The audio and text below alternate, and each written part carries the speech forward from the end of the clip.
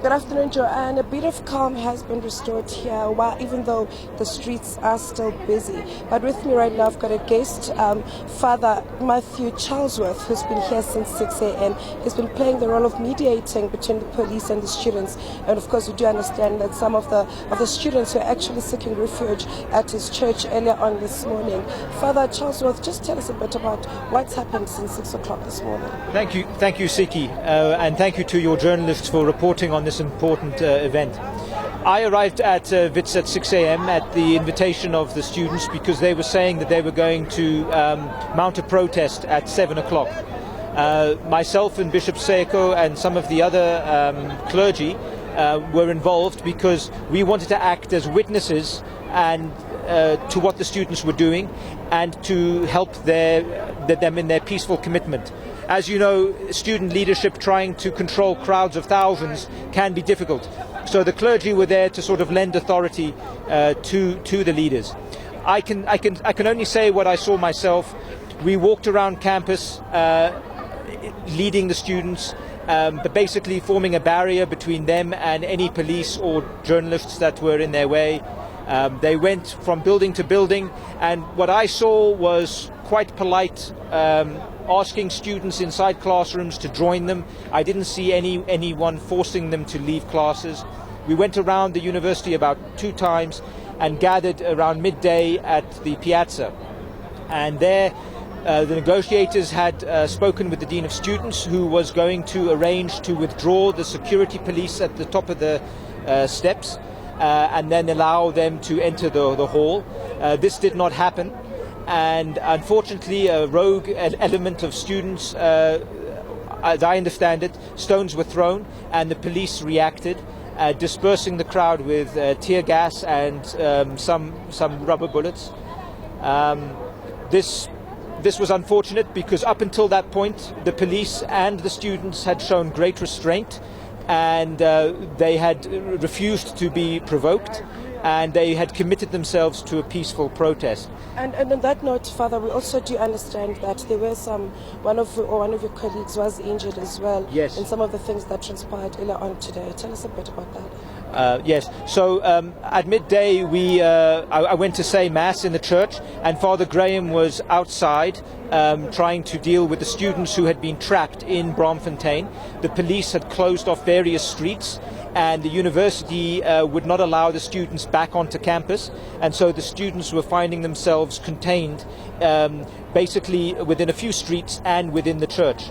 I then, after Mass, left with the negotiators to have a meeting with Adam Habib, and shortly after that meeting, which I thought was quite hopeful, and I was encouraged by the Vice-Chancellor's moves, I was called to say that police had fired into the church grounds, and Father Graham, I'm told by students who live at the church and who I trust, they say that what they saw was Father Graham by the gates, and the police fired once or twice at his body and face.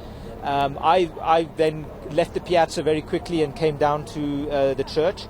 The students were visibly upset and angry.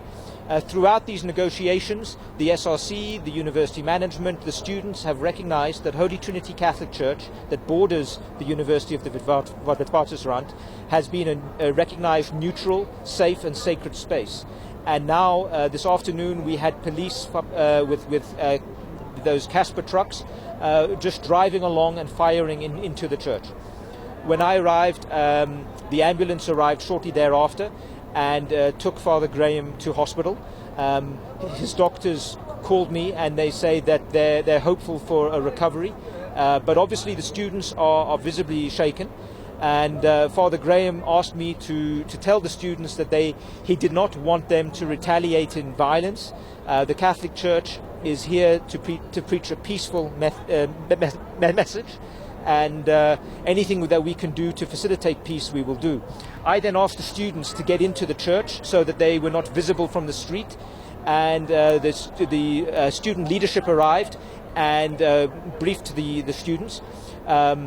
one of the members of the student team and the parish organised some soup, because I think obviously with frayed emotions, with them not eating, with them wanting to go into the hall in the midday sun and being told they could not go into the shade, they were visibly upset. One thing, Father, Yes. one thing we've seen today, there's been a different tone Yes. in some of the events that have unfolded this Yes. afternoon, with a bit of violence. Yeah. Would you say both from both sides? Would you say, how did we get to this point where Braamfontein is in a shutdown?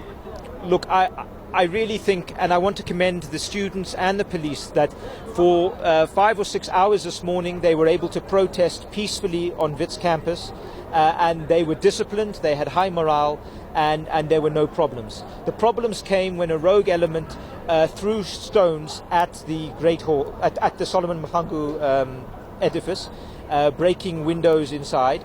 And obviously it put the security guards who were behind plastic shields in danger.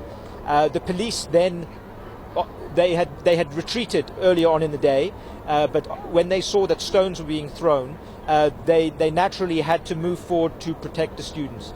The police tried to use tear gas, which I think after last week's debacle on campus shows that the police were learning some lessons in crowd control, because tear gas is as painful for the police as it is for the students.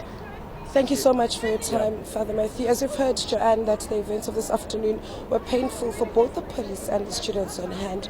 But for the next couple of hours, we'll be here in Braamfontein giving you updates on exactly what's happening with regards to the Fees Must Fall movement at Wits University. Back to you, Joanne.